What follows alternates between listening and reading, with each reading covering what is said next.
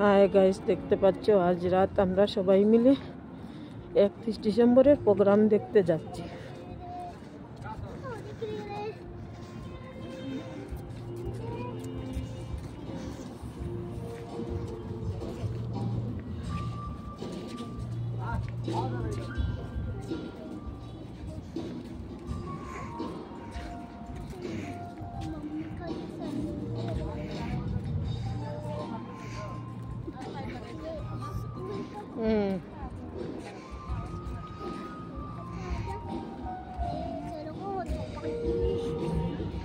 দেখতে পাচ্ছ এখানে একটা ফায়ার ব্রিগেডেরও গাড়ি রাখা হয়ে গেছে।